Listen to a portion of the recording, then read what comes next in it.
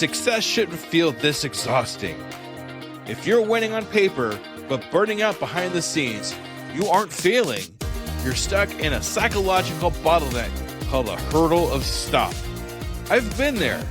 On the outside, things look great, but I was secretly burning out, convinced I was just lucky, and waiting to be exposed as a fraud. I realized I didn't have a business problem. I had a mindset block. Whether it's imposter syndrome, perfectionism, or fear or failure, these aren't just feelings.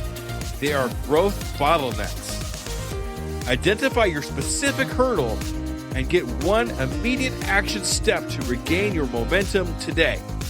Go to tuepodcast.net/quiz. That's tuepodcast.net/quiz to take the 3-minute assessment and get your report now. This is an Undiscovered Legacy production and proud member of PodNation TV Network. Are you ready to unlock your entrepreneur potential? Are you ready to break free from all the barriers holding you back? Then you've come to the right place. Welcome to the Undiscovered Entrepreneur, your first step in getting across the start line. I'm your host and guide, Skoob, and I'm here with one mission: to help you overcome the obstacles standing between you and the start of your adventure. Whether you're dreaming of launching a startup, creating the next big app, or turning your passion into a thriving business, this podcast is your launch pad. Together we'll navigate the challenges, overcome hidden boundaries that stop us from starting, and learn how to overcome them with the help of others, experience them right along with you. So are you ready to take that crucial step to transform from aspiring to inspiring? Then let's get across that start line together, right here, right now, on the Undiscovered Entrepreneur.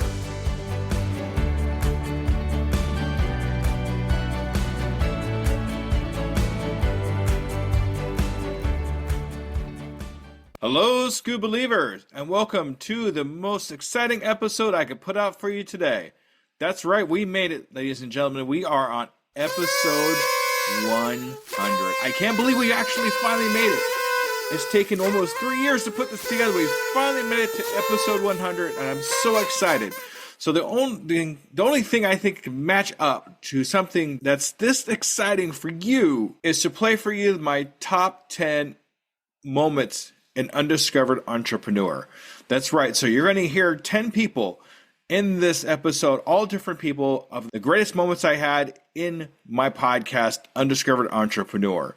You're going to hear a lot of older episodes, some newer episodes, and some great things here. I just can't wait to show this to you. So this is going to be so awesome. So let's listen. It's not going to be in order. It's just I picked them out just because I think they were awesome. Except for the last one. The last one's going to be really close and special to my heart. So make sure you stay for that last one. As you're listening to this episode, I am currently at PodFest. This is a space-time continuum thing, whatever is going on, because I'm here and I'm there. So make sure you tune in to all my social medias, my TikToks, my Facebooks, wherever you're at, to see how things are going at PodFest. And hopefully the next episode after this will be a recording of me at PodFest, interviewing some amazing businesses, some amazing podcasters, all just amazing stuff. I really hope you enjoy that. So, without further ado, let's listen to the top 10 moments of Undiscovered Entrepreneur. Here we go. Number 10. Man, that beautiful example. I'm not going to spoil it with my redneck idioms, man. That's good. Good job. Yeah. Because, again, stop thinking like a chess piece on the board. Stop. Everybody wants to be the queen or the bishop or the rook. Stop that. Zoom out. Take an aerial view of the board and become a chess master. I can't do that. You know what? I'm going to go like water. I can't go through it. I'll go over it, under it, around. I'll find a way. I'll create a way. I'm a creator. And that's what I do. I take things, I innovate them, and I make it work, but don't work. Do it anyway. Find a way. You're an entrepreneur. You ain't got no rules. You left that job. That you need to make the rules. As long as it's not illegal, immoral, and unethical, who cares? What's the worst that can happen? It doesn't work? Then don't do it again. But how are you supposed to know if it don't work unless you try it? I will look like the biggest goofball. I don't care. I do it in secret as much as possible. But I'll go out there. I did some donkey thing the other day. I can't remember, but I know it was like, man, that was really bad. But you know what?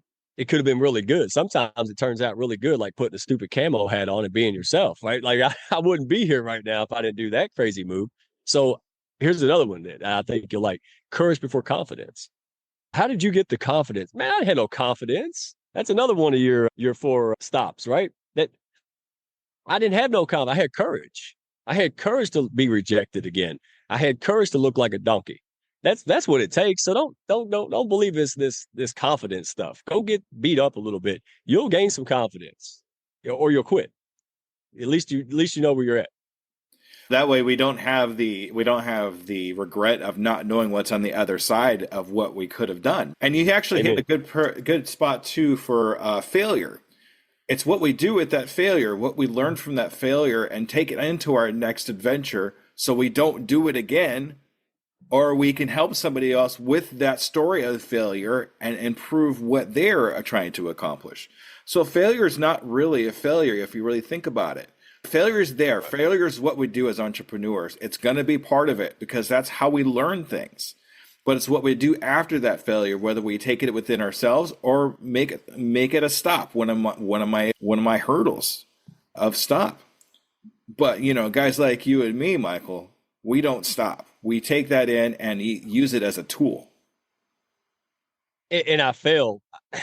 Honestly, if anybody wants to get into the who failed the most category, I might beat you. I'll be honest. You're right. It's failure. We hear this, and we hear this all the time in self-help books, and failure, fell forward, and all this stuff. Listen, if you're failing over and over again with the same thing, you got a problem, because you're not learning, and you may say, oh, I'm learning and growing, but you're not, or you wouldn't be on the same hurdle, right?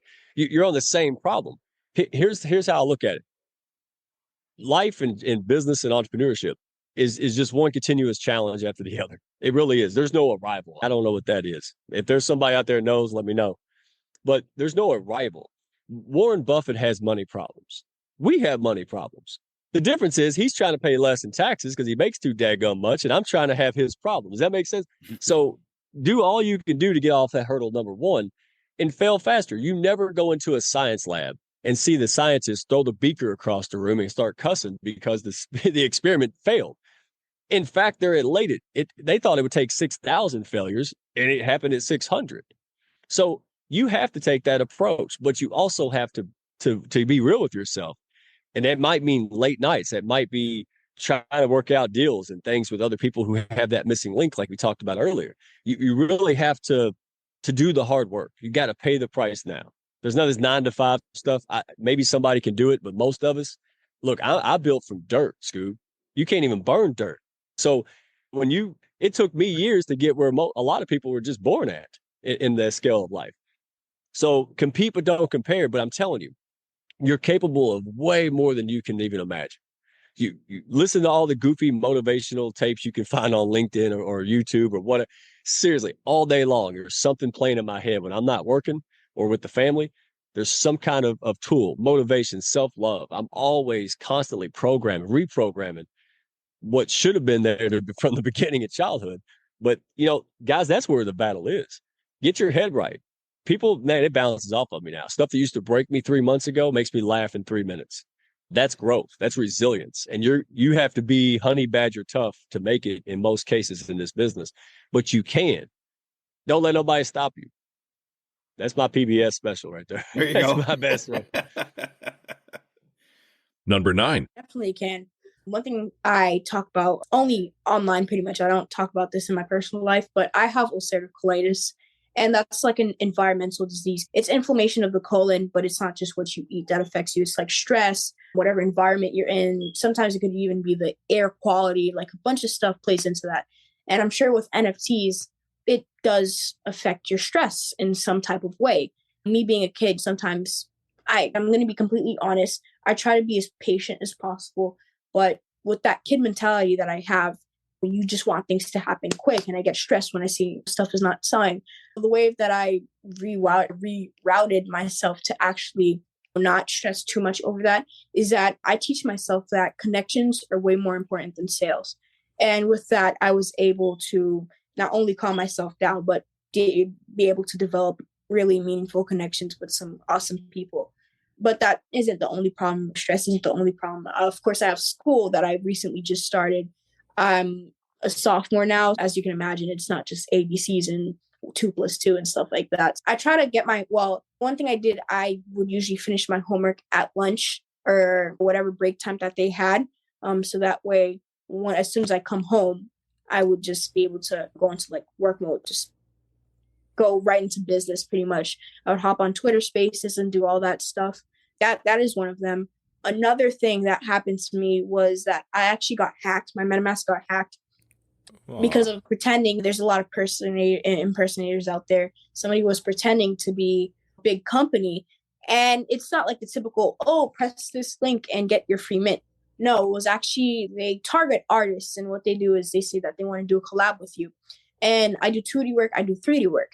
And with 3D work, if you ever want to do a collab with somebody, you actually have to send them over the file. So I didn't think much of it. And they gave me like this too good to be true story, and they sent me the files so that way I could edit it. And next thing I knew, I got hacked, and it took me a long time. My first collection did have 7.8 ETH traded on that. That's what it displayed.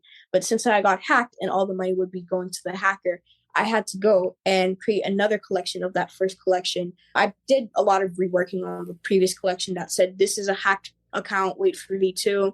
It showed up as 0 sales made and 0 ETH traded. It just looked like I was giving a bunch of my stuff away, which, as you can imagine, would take away a lot of opportunities from me.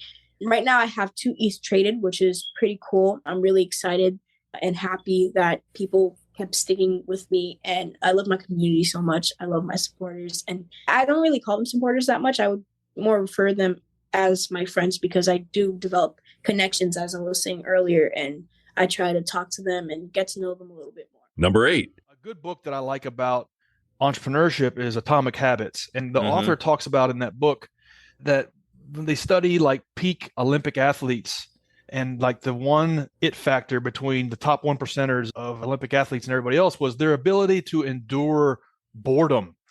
It was their ability to just go through the grind of the same training day in, day out, hours at a time, grueling hours of boring training.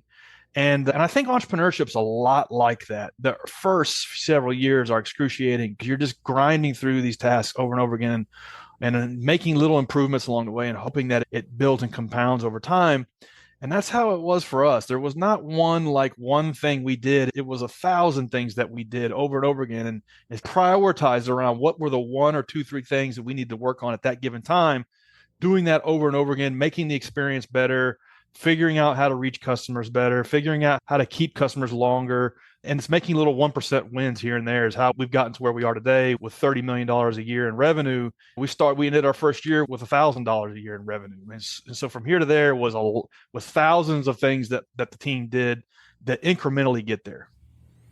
Fantastic. Yeah, Atomic Habits actually is a great book. If anybody wants to take a look at that book and see what it has to offer, I do have it in my resources page on my website. So thank you for mentioning that. And yeah, it's just little things, little wins that you get along the way that you build and change to get to where you want to be. And yeah, sometimes it can be hard and sometimes it could take a little bit of time. But once you actually get there towards the end, that's really when it starts to pay off. So I'm glad you chose this, the fact, not just one thing, but many things that you put together for it to work. Yeah, it's funny because Atomic Habits is about personal development, but that book really maps to entrepreneurship so well, because that's how it is. And one example he talks about in the book is like an ice cube, and just is putting an ice cube like on a kitchen table. And if the temperature is like 28 degrees, it's not going to melt. And you raise it to 29 degrees, nothing's going to happen. You raise it to 30 degrees, nothing's going to happen. And so on until you get to 32, 33 degrees. Then it starts to melt. 35 starts to melt, and it goes quicker. And what everybody sees is like 32, 33, 34. They don't see 20 to 30. And so then everybody wants to call it an overnight success. The reality is there's always that period of time where you're like pouring your soul into the project, and there's very little actual evidence that it's working. But that's the foundation you have to lay to get the momentum to eventually get it to take off. And that's how building both of my companies, how I've experienced it. It's very much an exercise of faith in the early days. Exactly. So when everybody's ever starting a business, an entrepreneurial adventure, remember the ice cube. Exactly. 'Cause All that's right. how it feels. All right. Number 7. Really helped me understand the idea that, oh my gosh, I am putting thousands of hours into learning podcasting. And because of, and I'm not doing it because it's hard. It's because it's what I can't not do. Dan Miller was famous back in the day for saying a quote. Now, he might have got it from someone else. I don't know. But he said, find something that you love to do so much that you'd be willing to do it for free. Then become so excellent at doing that thing that people would be willing to pay you to do it. And that was a first major shift in the way that I saw what I was doing as a hobby. And even though I had already had a business and I'm self-employed, even in my mind before I had that mental mindset shift of find something that you love to do so that you'll become so excellent at it that people would be willing to pay you. It wasn't really until after I read that book that I really saw myself as a business owner that adds value to people's lives. That's amazing. What a story. That is so awesome. The 4-Hour Work Week and Think and Grow Rich, definitely 2 books that I've read, but I'm definitely going to look into the book you just mentioned, to read that as well too, because it sounds like it's something that could benefit anybody.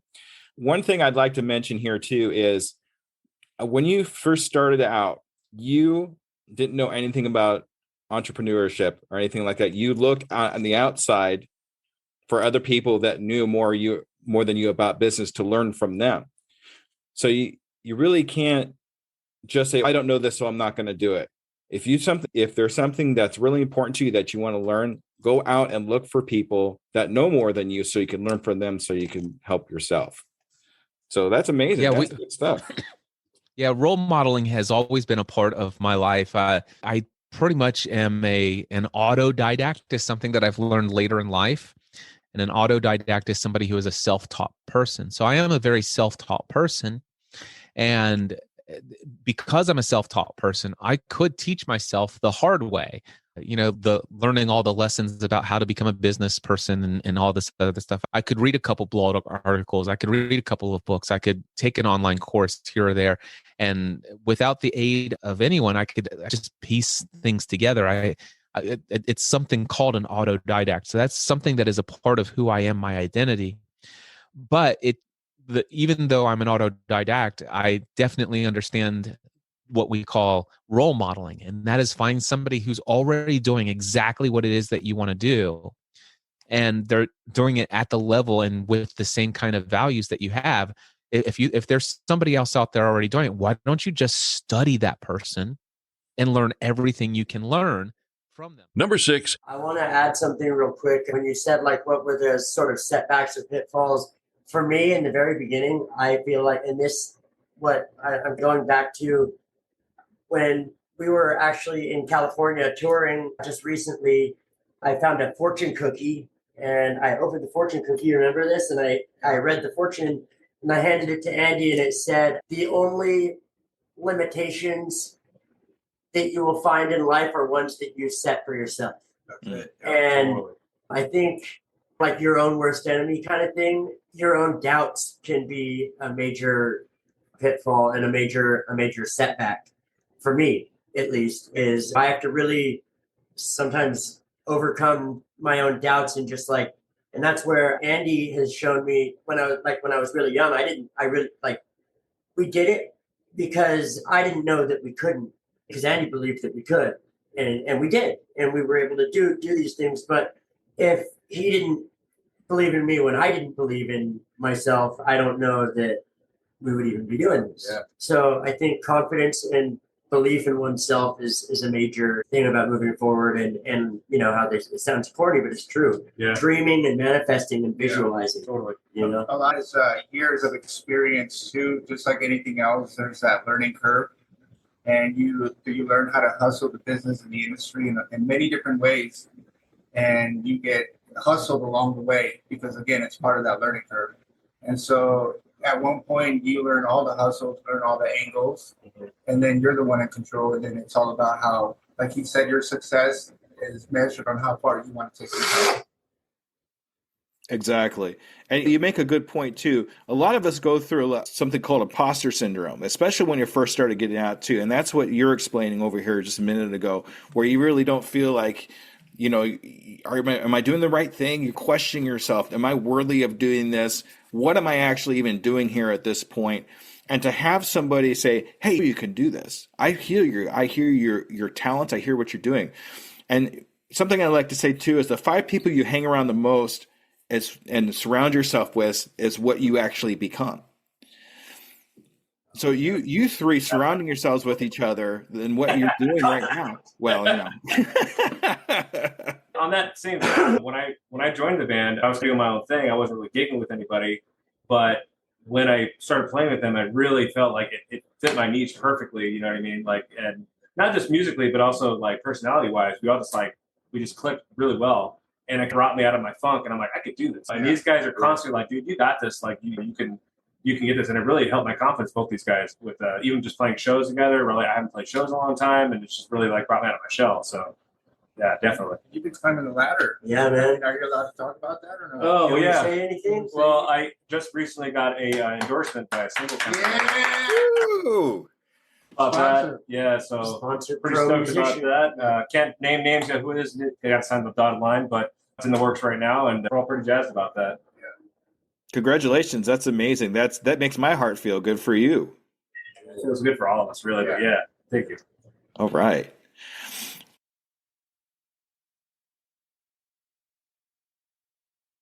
All right, so I'm gonna move on to a different little subject here, and we touched on this a little bit, but I want to get a little further out on some of your influences that you've had as you're going along your entrepreneurial venture and you're in music.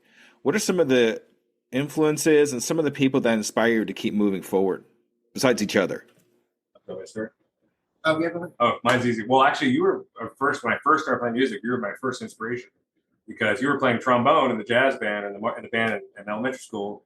And then I was like, I had 2 choices: to play the drums or play trombone.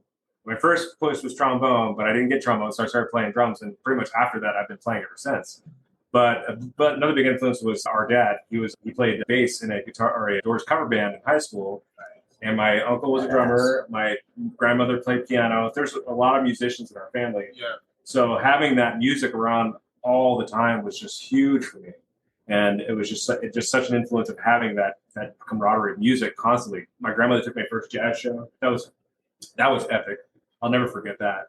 So, I mean, between that and like being able to push myself through music, it's just been, definitely think those have been my huge big things. Number 5. A lot of the owners, as far as what I come across, is they definitely had the guts, the heart to start this business.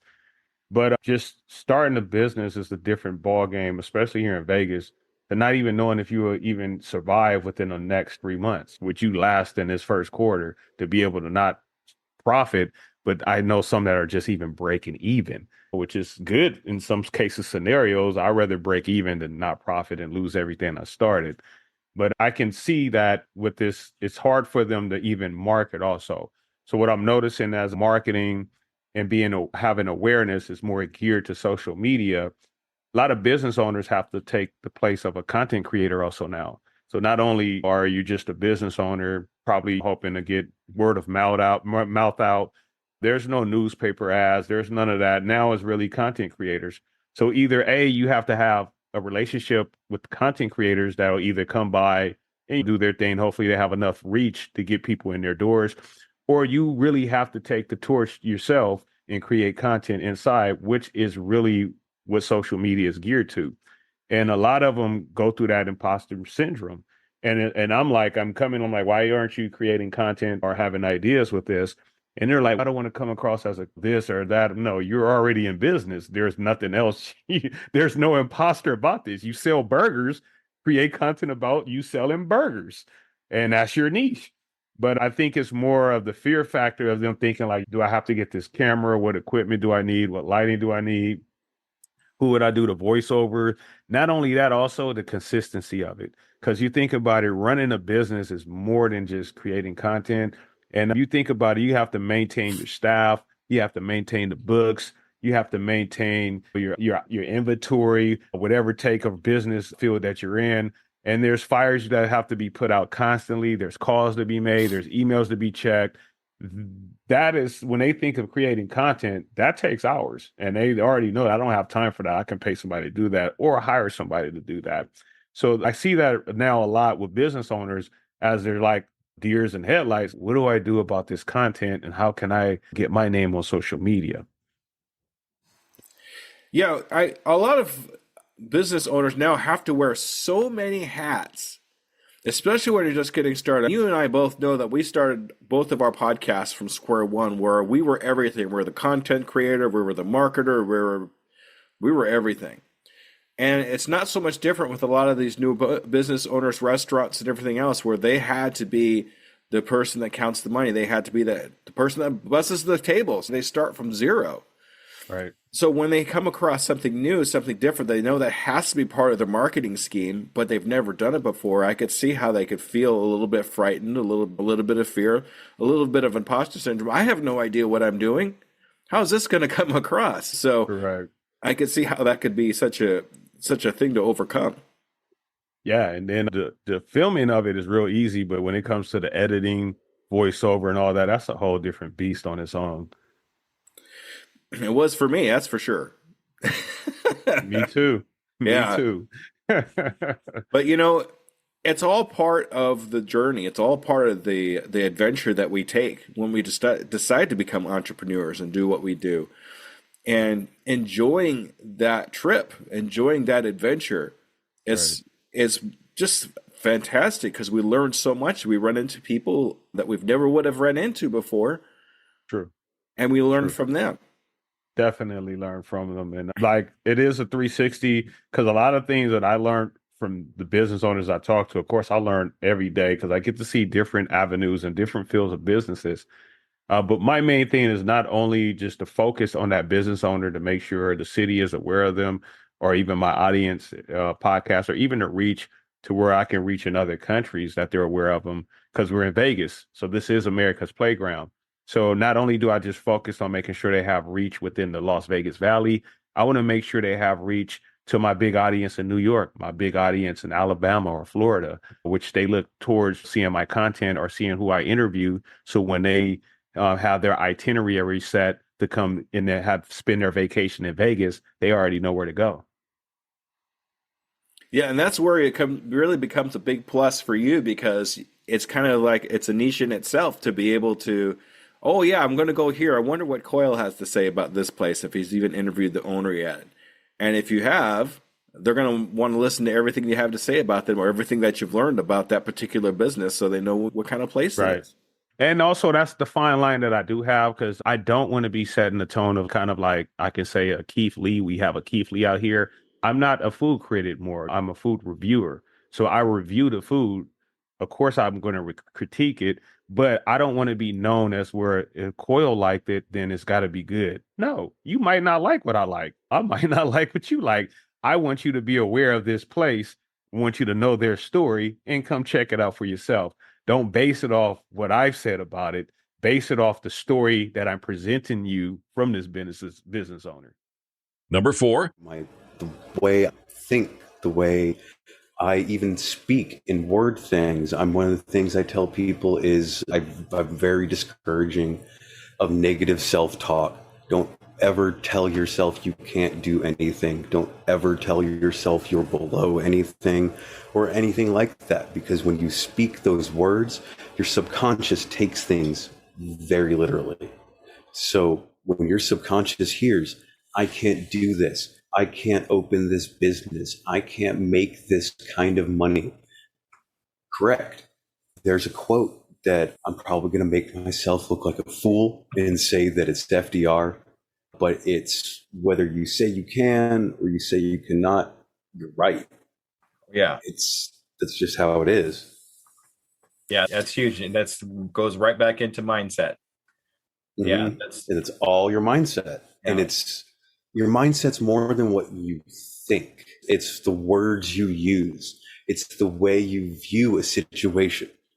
And that's a lot of something I do with reframing people's problems. And the prime example I have of this is the water heater that's somewhere behind me at one point during a phone call with my kids exploded. Luckily, I have a tankless water heater, so I'm still alive. Mm-hmm. But it's I used it as a very key point because I, of course, ran over and saw the utter havoc that was caused. And the person I was before would have immediately started swearing, would have thought about, oh, this is going to cost me so much money. This is going to be so much work. This is a huge inconvenience in my day, all negative framing. Instead, when that happened, I looked at that and I just laughed and said, thank God I've got the money to take care of this. And that was it. That was it. It got fixed. It was never a headache. It was never a stress on my day. And that's really important with business because there's a lot of things that are going to look grim that you could easily just get down on yourself for. I could never get past this. I can't compete with that. No end of things that you can go down. And it's the way you approach that, the literal words that you use in your head and out loud, everything matter. If you say to yourself out loud, that's fine, I got this, no big deal. Your subconscious is not going to think it's a big deal. But if you freak out, if you dwell on things, if when you're talking to your friends, you're talking about, oh, I don't know how I'm going to deal with this. Number 3. I'd help them. Sometimes it's too much stuff. Sometimes you have to go through and really think, is this something that you use? Is this something that you need? Are you holding on to this because it has a sentimental value? Are you holding on to it because you're never going to use it? You don't like it, but it was given to you and you feel guilty for throwing it out.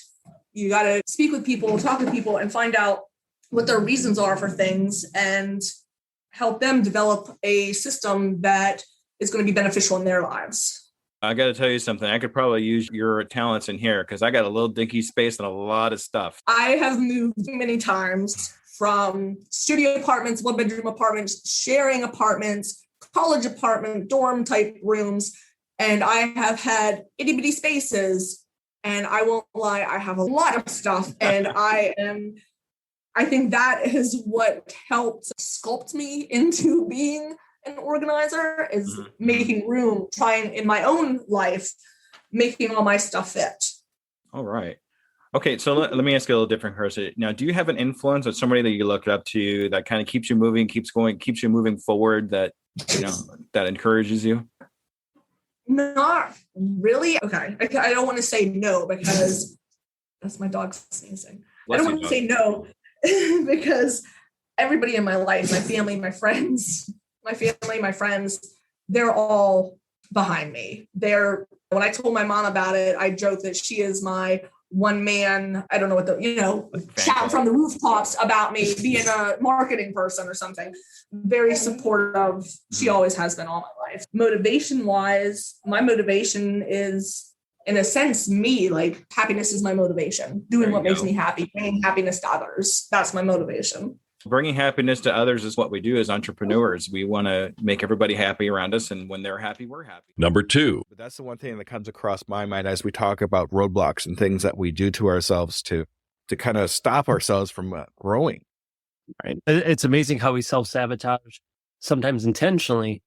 Most of the time it's unintentional. And then once we uncover it, work through it, we're good for a while. And then, we've hit that next top level, right? We filled up that container, whatever. Now it's time to expand again. But that expansion takes work. It takes effort. It usually takes deconstructing or removing something to then be able to continue to grow. And so it's always a little push and pull aspect, but it's all for the greater good and expansion of your life. And so do the work, but it takes work.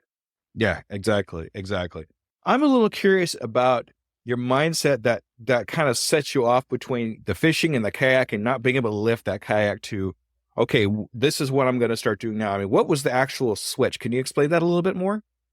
Well, man, the switch for me was, so I really fell into that hobby and loved it. And so much so where I started chasing it all over the country, right? So I live in Wisconsin and in the United States. So then I was traveling all over the United States, kayak fishing and doing tournaments. And for me, it was just, I saw people who were putting their kayaks on trailers because kayak fishing or fishing kayaks itself were starting heavier and heavier as they started to do more things to them as opposed to just like a recreational kayak. And okay, so I had a fishing kayak. It was a little heavier, but I still should be able to get it up there. And I saw people get all these trailers and all these gadgets and all that stuff to make it happen. And I'm like, I just want to lift it on top of my car. Let's keep it easy. Let's keep basic. And I just was getting frustrated at the fact that I couldn't. And it was to the point where I was finally sick and tired of feeling sick and tired of being overweight. So the big transition point for me of being like, nope, this needs to happen. It was partly at the end of the fishing season and fallish time, early fall, because then I had to go back to teaching. So my fishing time definitely got reduced. But we got out for Christmas break. It was like December 22nd, 23rd. I think it was one of those days. And here in Wisconsin, snow was falling, but I had piano students at the time that I taught that lived on a river. Well, the river never froze over because it was moving water and it was right around 32, 33 degrees. And so they said, hey, yeah, you can launch here and go fishing if you want. That's fine. I'm like, sweet. I'm like, I have a half day from school. This is awesome. I got off for winter break. Now I took my kayak there, launched my kayak. Well, to get down to the water was this big hill. And so going down there, no problem, right? So I'm out there fishing, didn't catch anything, but it was still fun being out with big snowflakes coming down. It was gorgeous. Well, now it's time to come back. So I get my kayak out of the water and I'm looking at this hill going, oh God, like I have to get this thing up this hill. Like, all right, let's do this thing, right? I'm feeling sick and tired of the way I look and felt, right? I'm a little more sluggish, not as strong as I used to be. And not that I really worked out a ton beforehand, but okay, let's do this. So I put the strap around the front of it, strap around my waist, started walking up, right? And dragging the kayak up. And I get 2 or 3 steps and I slide back down. And I get 2 or 3 and I slide back down. I'm like, okay, well, maybe this isn't the way to do it. So then I push the kayak. I'm like, okay, cool. I got 5 or 6 steps. And then I slide 2 or 3 steps down. And this happened over and over and over again. I get like halfway up. And there's one point I got halfway. And then I slid like almost to the bottom of where I started. And I'm just like, I'm so exhausted, frustrated, pissed off, cursing and swearing everything. And then my piano students weren't there at the time, but cursing and swearing everything under the sun and just like feeling exhausted, depleted, frustrated, irritated at life and the fact that I couldn't do this. I felt like I wasn't a man, quote unquote, because I couldn't get this thing up the hill. Now, thankfully, my piano students showed up from wherever they were going after shopping from school, or the kids had off that day. So they came back and then the kids were able to help me up. My 2 students and I were able to then get the kayak up out of the car. Fine. I just felt so emasculated, just out of it, that I knew something had to change. And that was December 23rd. I was already planning on starting working out more or less, but this was like, no, this needs to happen. This is the last straw. And so for me, that switch happened when I finally felt like I wasn't who I thought I was or could be, and had to make that shift to then work out, go move your body, do something good for you. And then that started this whole journey where now 10 plus years later, I still work out 5 to 6 days a week and eat healthy for the most part, 85% of the time, and then burgers and ice cream and pizza and all that other stuff too. But enjoy life. So, and then that allows me to chase my passions, to go kayak fishing now all around the world and country if I want, but I can go hiking and just enjoy life, whatever that is, right? Doesn't have to be extreme. It just allows me to be able to do what I want to do for as long as possible. Number 1.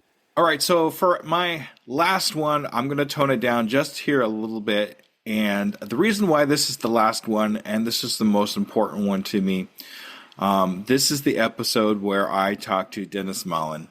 Dennis Mallen was a fantastic actor, had an amazing family, and if you were here for this interview way back when, right after I did this interview, unfortunately, he passed away in an automobile accident. So that's why this particular section of Undiscovered Entrepreneur is really special to me, because I really got a chance to talk to a fantastic gentleman before we lost him.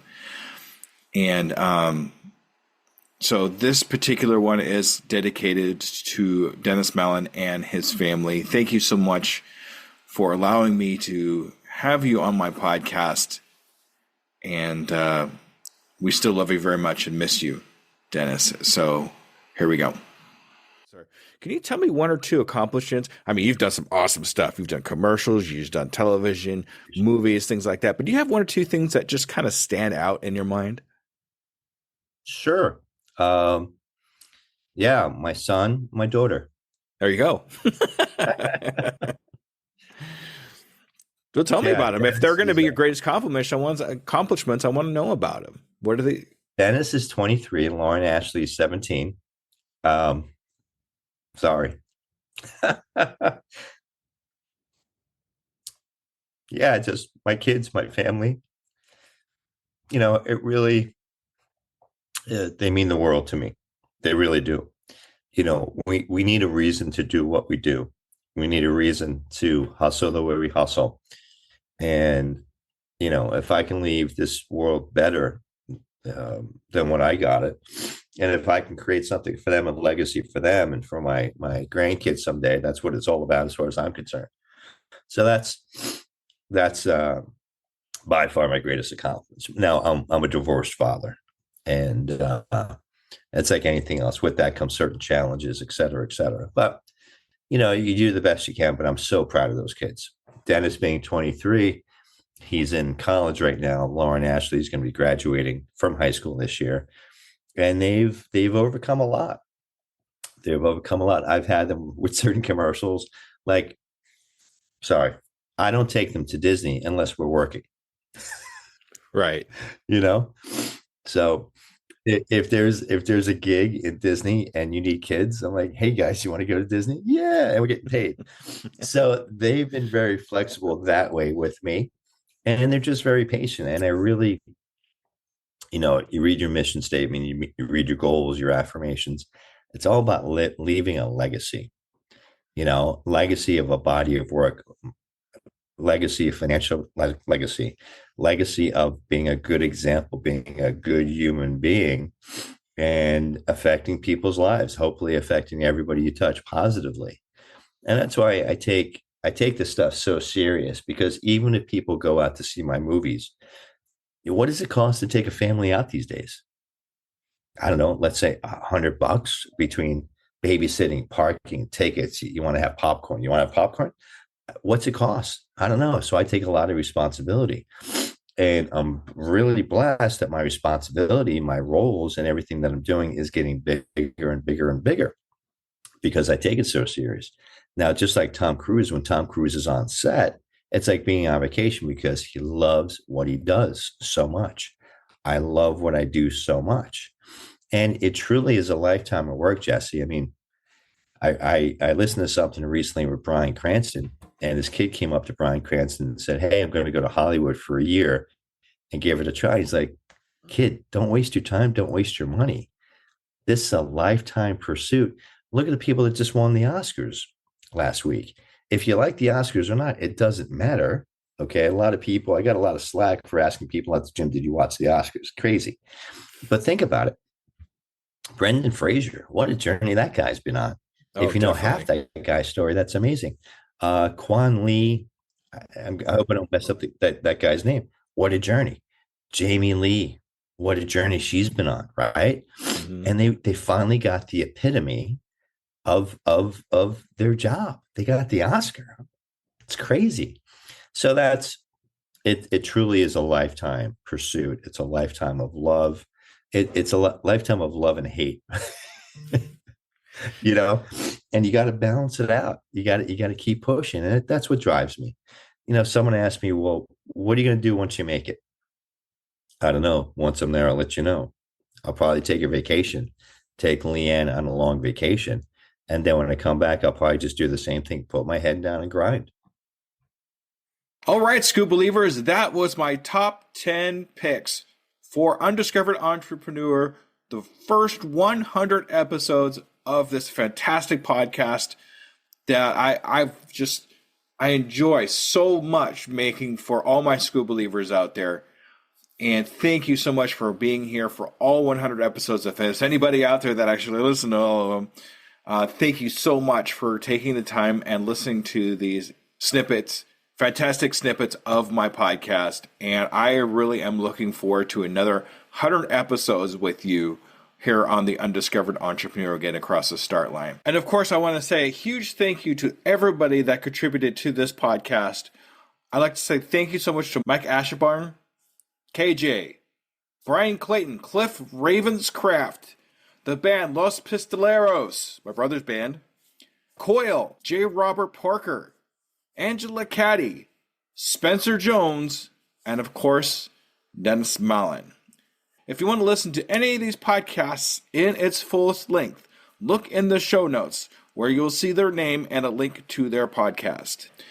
If you want to follow me on all my other social medias, anything else, please go to Linktree. Go to linktr.ee/DJ Skoob to get to all my social medias, including Blue Sky, Facebook, TikTok, all the good ones, and then some. This has been an absolute honor to be your host on the Undiscovered Entrepreneur Get Across the Start Line. This started 3 years ago, a little bit over 3 years ago now, and it's been amazing every single solitary time I get on this microphone with you. So here's to the next 100 episodes and then some. Thank you so much for being a Skoob believer. Goodbye, everybody. And there you have it, future entrepreneurs. We've taken another step towards our journey to get across that start line. Remember, every great business starts with a single idea and the courage to pursue it. You've already shown that courage by joining us here today. As we wrap up this episode of The Undiscovered Entrepreneur, I want to remind you that the start line isn't as far away as you might think. With each bit of knowledge you gain, each fear you face, you're getting closer to launching your dream. Until our next episode together, keep pushing, keep dreaming, and most importantly, keep taking those steps across the start line. They'll all add up to big strides in your entrepreneur adventure. This is Skoob, your guide across the start line. Remember, your future is waiting. I can, I am, I will, and I'm doing it today.